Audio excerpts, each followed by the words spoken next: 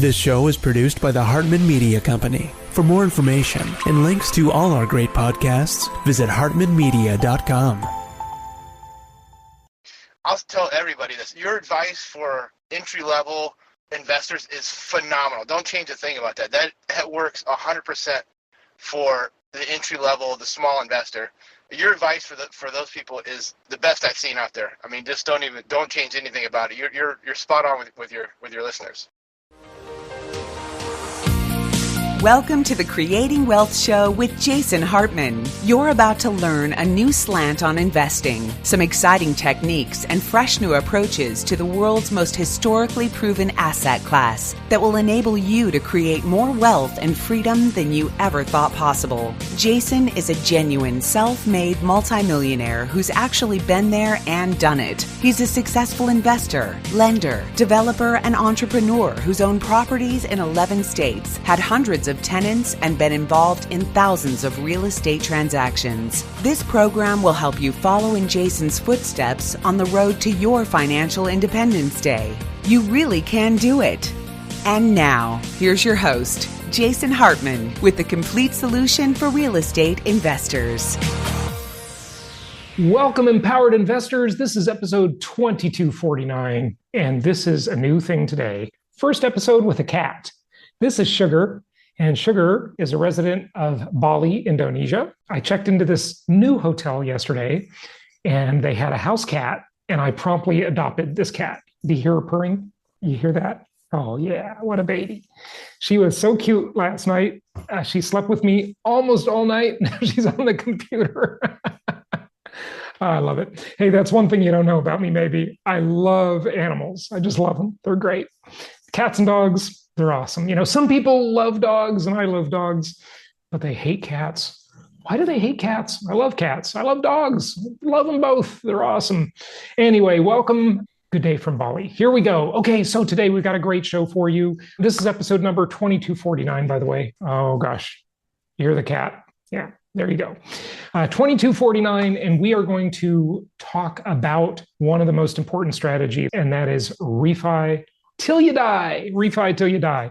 But before we do that, I've got a few things to dive in with you. So if you are watching on video, I am sharing my screen here. So this article was in the Wall Street Journal just, 2 days ago, I think. It says Wall Street is betting billions on rental homes. Now, if this is the smart money, maybe we should be following the smart money.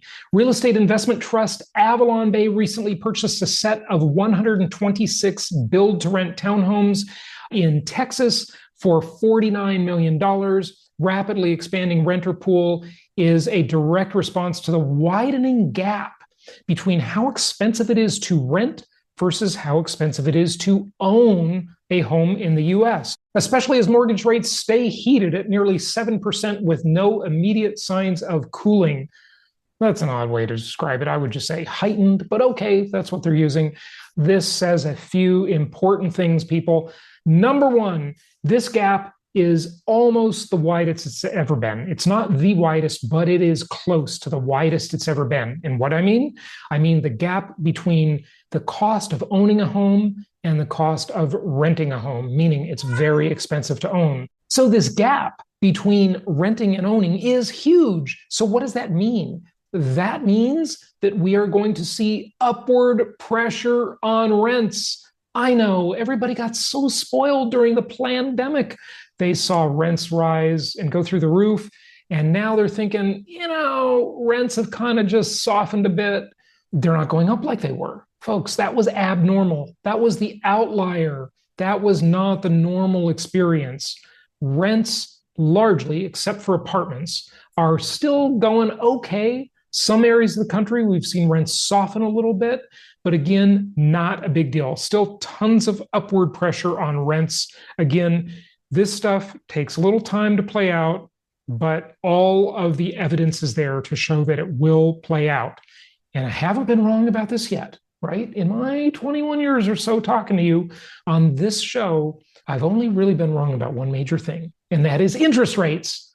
I suck at predicting interest rates because interest rates don't go with the market. They go with the market distortion of the Federal Reserve. And that's why they're really hard to predict. All right, so here are the mortgage rate predictions.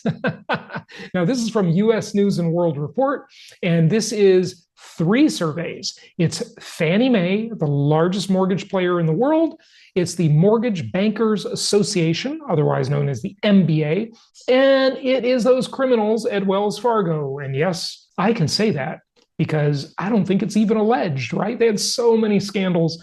I mean, Wells Fargo, but all the banks have had big scandals. I mean, the corporatocracy, they're just taking advantage of everyone. You can see why Luigi did what he did, right? You can kind of understand it, because I wonder how many people did the healthcare CEO kill? You know, it's just the way our world keeps track of things and doesn't punish these crooks at the top, white collar crooks. They hardly get any punishment, right? Even though they ruin people's lives, people commit suicide because of them. In the healthcare example, they're denied treatment and they die. They die waiting in line. You know, what's the word? Deny, defend, oppose. You know, it's disgusting. Anyway, that's another issue. So, what are the mortgage rate predictions? Well, they are headed lower, but not by as much as I would have thought, and not by as much as some of the other predictions earlier this year had them headed. So they say by Q3 of next year, we're going to be at 6.25%. And going into the following year, we're going to be at about 6.1%. That's the most optimistic prediction, but that's the prediction I'd actually put the most faith in. Not because it's optimistic, just because it's from none other than Fannie Mae, the largest mortgage player in the world, government-sponsored entity, has probably the most influence over the Federal Reserve. Arguably, I mean, the Federal Reserve is designed to be independent. It's not really, but that's the theory. But if anybody has a lot of influence over them, I'd say it would be this one, much more so than the MBA or Wells Fargo. So take it for what it's worth. Wells Fargo and the MBA, their predictions are a little less rosy. They say by the end of the year, we'll be near the same rates at about 6.25, 6.3, 6.4 in one case. That's the MBA. They're the least optimistic in that scenario. But into the following year, they're at 6.3, whereas Fannie Mae's at 6.1. So, hey, we'll see what happens. But if there is some kind of crisis, right, whether it be engineered, whether it be an on-purpose crisis or a crisis that happened because of the government or the powers that be being just complicit, right? They don't have to engineer it. They can just stand by and let it happen, right? You complicit as opposed to guilty of actually doing it, right? Actively involved. Or if it just happens, then we're likely to see rates go even lower than this, even much, much lower than this. Because look, back in 2019 or 2018, who would have ever thunk it that the rates would have gone as low as they did during the COVID era, right? So crisis notwithstanding, we could see much, much lower rates than this, but we shall see. So there are your mortgage rate predictions. Now, HomePrices. Redfin is out with a new survey, and Redfin does a really good job of forecasting and analyzing economic data. They got a lot of great data. I quote them all the time on the show. And their survey, they're saying that home prices next year are basically going to increase by 4%. So 4%, that's not incredible. It's not great, but it's certainly steady. In fact, the chart says home prices will increase steadily, and it is from Redfin. Year-over-year change in median home prices of existing homes, 4% increase. Now, that isn't activity, that's prices, and those things are very different. But I do want you to think about something very, very carefully in terms of sales activity and why that's meaningful. Home sales activity has been way, way down. That's why all of your realtor friends and mortgage broker friends, they are complaining. They have been complaining for 2 years, more than 2 years, about 2.5 years now. They've been complaining like crazy. Title people, escrow people, mortgage people, notary people, everybody affiliated with this giant industry of real estate and real estate closings, right? Real estate brokers, they're all complaining like crazy because sales activity has been way, way down. So if you say compared to what? Well, what activity should we have had? We should have had about 1.5 million more homes selling every year. So you take just 2 years, for example, that would be a 3 million home sales deficit. Now, you could argue about the number, right? Some might say we should have 2 million more sales per year. And they certainly could make that argument because that's what we used to have, right? We used to have almost 2 million more sales. And so I'm just going to go with the 1.5 number. And over just 2 years, that's 3 million home sales that did not occur. What does that represent? What does that mean? That represents pent-up demand, shadow demand. And there are other big shadow demand factors that I've talked to you about before, like all of these people living at home with their parents who are too old to be living at home with their parents. It's a failure to launch. And also all of the people living as roommates, just kind of delaying household formation. You know, they used to say back when the show Seinfeld was popular, you know, maybe the best comedy ever written. I mean, it's just so good. You can watch those episodes over and over and they're just still funny. Same jokes. Somehow they're still funny because it's so clever. It's so well done. During the Seinfeld era, right, a long time ago, they talked about something called the Peter Pan syndrome, right? And that was these guys, like the Seinfeld characters, right, that just wouldn't grow up, right? They wouldn't get married. They wouldn't have children. They wouldn't form like a real household, although those characters in the show did live on their own. But they just didn't kind of like grow up and do the normal things. And that's the millennials. And it's going to be Gen Z too, right? The millennials are finally, even though they're very late, moving into doing all of those things, they're really late. And so a lot of pent-up demand still lies in the millennial generation, those people that haven't made the move yet, haven't formed a household yet. And then coming right behind them is the same kind of ethos in the Gen Z group. That doesn't seem to be any different in Gen Z than it was from millennials, but we'll see. You know, it's a little too early to tell. We will see how that all works out. But anyway, look, the forecast is rents going up, home price is going to continue to go up, even if not extraordinarily steady increases. And remember that this survey from Redfin is 4% increase on existing homes. That is not on new homes. But remember something. The way most people will lie about this is they will say, look, home prices only go up 4%. The S&P will go up 8 or 9%. But that's without leverage. So if you have 10% equity in these homes, 4% equals 40% because you leverage that return, right? If you got 10% equity, you're getting the multiplier effect that's going to make you beat inflation dramatically. And that's a wonderful, wonderful thing. But you also get inflation-induced debt destruction. You get all of these benefits of income property being this multi-dimensional asset class. And that's what makes it the most historically proven asset class in the entire world. And that's why we love income property. Now, let's hear how to extract your wealth from your property portfolio in the most tax efficient and wealth creation efficient way possible. This is the same strategy the billionaires use. It's the same strategy you see Elon Musk and Jeff Bezos and Mark Zuckerberg and all of the rest of them using.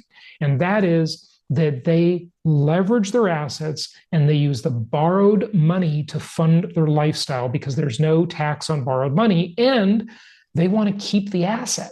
That's what we want to do as real estate investors. We want to keep and control the asset and we want to extract wealth from the asset. And we want to do that in a tax-free manner. It's just such a beautiful asset class. All right, let's dive into it. I've got a clip from one of my live talks, and here it is. Let's talk about one of the game plans that we have talked about for many years, which is the concept of Refi Till Ya Die. Okay, doesn't this sound cool? Okay, so I'm going to give you 2 examples of how this could work. And they're just examples and they're simplified because of something called the rule of 72s. Okay, you've heard of the rule of 72s, right? And that just means that things double. Okay, and we'll see how they double at different rates. So in this example, let's talk about, for just round numbers' sake, a property portfolio where you've purchased, let's just say it's 10 properties in diverse markets, and say the properties were $100,000 each, and this is in your workbook somewhere. David will find it first, I'm sure, and tell you all. So you've got 10 $100,000 properties. To buy them, 20% down is $200,000, and then you've got closing costs and I'm just rounding this off. It could be different. Hey, Drew, how you doing? That's about $35,000. And then you've got reserves. Remember, I did say 4%. Here's the first time that number is actually on a slide. 4% of $1 million is $40,000. So $275,000 total. And one of the questions that people ask about this stuff is they say, hey, Jason, how am I going to get rich with $300 a month per property in positive cash flow? Well, that doesn't sound like you're going to be rich. If you multiply that times 10, you've only got $3,000 a month. But the real way you build wealth, a lot of it happens behind the scenes because income property, remember, it's a multi-dimensional asset class. And so in this Refi Till You Die example, I'm going to show you the money, as Jerry Maguire would say. And here's how it works. You started with this $1 million portfolio, 10 properties, diverse markets. A lot of people ask, well, how diversified do I want to be? One of the mistakes that I made is that I over-diversified. You know that intro for the Creating Wealth Show, 17 cities and 11 states? That was a mistake. I'm going to take that intro off because it's actually not true anymore because I've been selling some properties to reposition and consolidate my portfolio. I would recommend that you don't diversify into more than 5 markets. Reason is, it's just simpler to deal with fewer parties, fewer cities, fewer tax collectors, fewer insurance agents, fewer property managers. So you might own 100 properties, and that's 20 in each of 5 markets. 3 to 5 markets will give you a good enough diversification. You do not need to be like me, which was a mistake. It really became a hassle being overly diversified. So diversify, but don't over-diversify. Maybe you've got 2 properties each in 5 markets or 3 1/3 properties in 3 markets. And so the way it looks is like this. You've got your $235,000 initial investment. You've got loans for $800,000 or 80% of the value. And your equity is $200,000. This is how it looks when you start. Now, what happens as you move on? When 12 years go by, at that 6% appreciation rate, your portfolio is going to double by the rule of 72. It's going to double. It's going to be worth $2 million now. So now you've gone from $1 million to $2 million in 12 years. And I know you're all thinking, 12 years is a long time. Not really. I'm having my 10-year high school reunion coming up. Just kidding. Now what's happened in 12 years? Think about this. Say you're 40. 40 is the new 25. Really is. That is actually true if you take care of yourself. So now your property is doubled. You're 52. And you've got $1 million gain already. And you stopped. You just did the 10 and you quit. And then you just let it ride. $1 million gain, you go to the bank and you say, hey, I've got equity in here. Jason told me I don't want equity. So I want to pull my equity out. I want to engage in something I call equity stripping. You have the properties, you own the assets, but you strip the equity out of them. So basically what happens here, you still own the asset, but you got all the money out. And so you still control it and you've got an asset, which is awesome. So then the bank says, okay, your $2 million portfolio, 80% of that, we will loan you that. So we're going to give you loans totaling $1.6 million. And now your equity has doubled to $400,000, difference between $2 million and $1.6 million in financing, so $400,000 in equity, and you've got $800,000 in cash that you can now stuff under your mattress. You can go to Las Vegas and gamble it away. You can, do whatever. For the next 12 years, if you just take this $800,000 and divide it by 12, and you don't invest it, you stick it under your mattress, it earns 0 return, you have $67,000 a year, almost $67,000 a year, tax-free. Why? Because there's no tax on borrowed money. This $67,000, I'm rounding a little bit, $67,000 tax-free is equivalent to, well, it depends on your tax bracket, but let's say it's equivalent to about $100,000 is fair. That's about $100,000 taxable equivalent. Of course, during the 12 years, maybe inflation has happened, probably because your property portfolio doubled in value. These are nominal numbers. They're not real numbers. So granted, $2 million, you can say 12 years later, ain't what it used to be. $67,000 ain't what it used to be either, but it's still money. It's still something. So let's go to the next cycle. Let's go another 12 years. Now remember, you're only 52, and you're now living on this tax-free money every year. Another 12 years, now you're 64 years young in my example. And 64 is the new 40. Just wait till you start listening to my longevity show. I've been interviewing people. I know I've been a little slow to launch that show, but it's pretty incredible what's happening in longevity sciences. Now your property portfolio has doubled again. It's worth $4 million based on the rule of 72s at 6% appreciation. And you've got a $3 million gain from your original $1 million investment. And you go to the bank and say, hey, refinance me 80% loan to value. Okay, we'll give you $3.2 million in loans. Your equity has now doubled again to $800,000. And you've got $1.6 million in cash. Now, granted, hopefully what you really did the first time is you took that $800,000 and invested it, and you earned a return on it. But we're not even counting that. We're not even counting the tax benefits. We're not counting the positive cash flow. We're just talking about very simplified math here. It's just properties double every 12 years. End of discussion. Now you've got $1.6 million, and for the next 12 years, just divide it. Don't invest it. Don't earn anything on it. Stick it under your mattress. You have $133,000 a year to spend tax-free. That's probably equivalent to about nearly $200,000 a year in taxable. So you're 64. Now, let's go 12 more years. And now how old are we? We're 76 years young. 76 is the new 55. And now our portfolio is worth $7 million.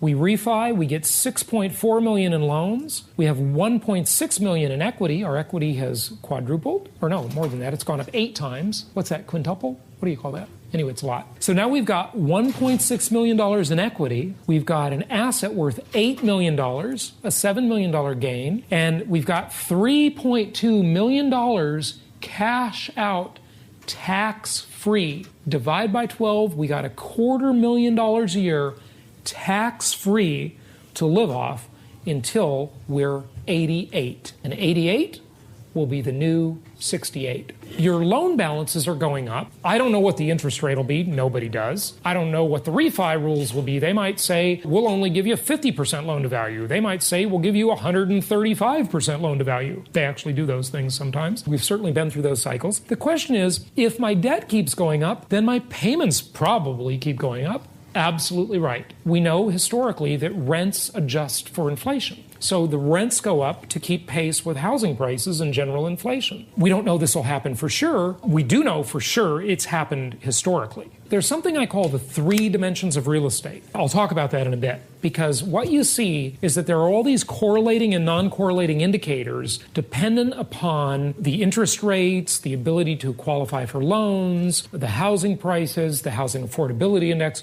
We'll get into that. Okay, so let me just go over another quickie example for you, okay? And remember, we didn't count that all that time, if you bought the right properties, you had positive cash flow, you had tax benefits, you had some other benefits too.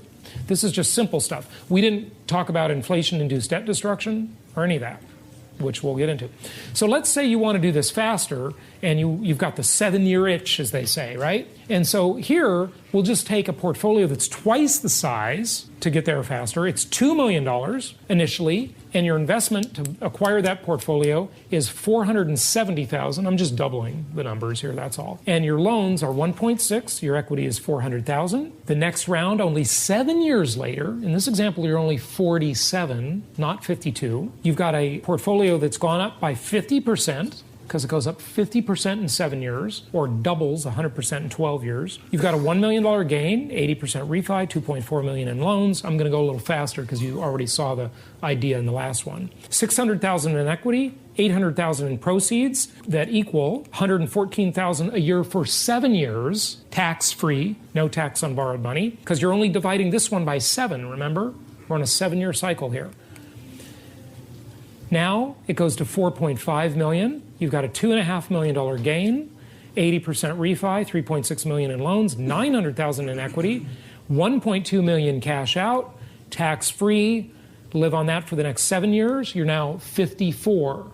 You're only 54 years old in the 40 example. So $171,000 in tax-free income. Boom, boom, boom. Over $250,000 in tax-free income in 21 years. Now, there are a lot of assumptions we're making here, obviously, because, as Yogi Berra said, the future ain't what it used to be. We don't know the future. Nobody knows the future except Janet Yellen. Or Obama, because he's God. Okay, so anyway, or at least he thinks he is. So in this example, the rents adjust for inflation, the property prices adjust for inflation. We don't know if 7 years or 12 years is the right time to refi. Like maybe the climate won't be good at that time. It's just a concept is all it is. You might refi in 5 years or 15 years. But the point is to not kill the golden goose. The golden goose that lays the golden eggs are the properties. You don't want to sell them. Selling is not the point, except for me. I know I broke my own rule occasionally with that apartment building because, I don't know, a bunch of one-bedroom units just didn't, to me, seem like they were going to go to an incredible price. I just wanted to move. I'm moving money around, okay? But I'm in the game, for sure. So, yes? So what happens after you die? I mean, you just tell your kids to keep doing this? The exact same thing with your wife? Absolutely, yeah. What about the tax? And your mistress. You might tell your mistress that. Depends who you leave your money to. What? No tax. Under current law, as Randy said when he was up here, it steps up to current market value. So your heirs, under the law could change, for sure. But under current law, it steps up to market value. So whatever the market value is at the time you pass on, you've left this to your heirs. Yes? Does depreciation start over every time you refinance? No. Depreciation has nothing to do with financing. It has to do with the IRS. So the depreciation schedule is 27 and a half years. So you know how I said that, I want you to buy and hold your properties? Actually, I take that back. I want you to buy and hold them for 27.5 years. And then you buy new ones and start depreciating those again. Okay, so, yeah. Are there lots of companies right now that'll cash out refinance after 4 properties? Oh, yeah. Yeah, you can get cash out refis. I mean, you got to have good credit and the properties have to be rented and performing and things like that. But you can get cash out refis, sure. And I mean, the loan rules may change. Like I said, it could be a different loan to value. There's a million things we don't know. Thank you so much for listening. Please be sure to subscribe so that you don't miss any episodes. Be sure to check out the show's specific website and our general website, hartmanmedia.com, for appropriate disclaimers and terms of service. Remember that guest opinions are their own, and if you require specific legal or tax advice or advice in any other specialized area, please consult an appropriate professional. And we also very much appreciate you reviewing the show. Please go to iTunes or Stitcher Radio or whatever platform you're using and write a review for the show. We would very much appreciate that. And be sure to make it official and subscribe so you do not miss any episodes. We look forward to seeing you on the next episode.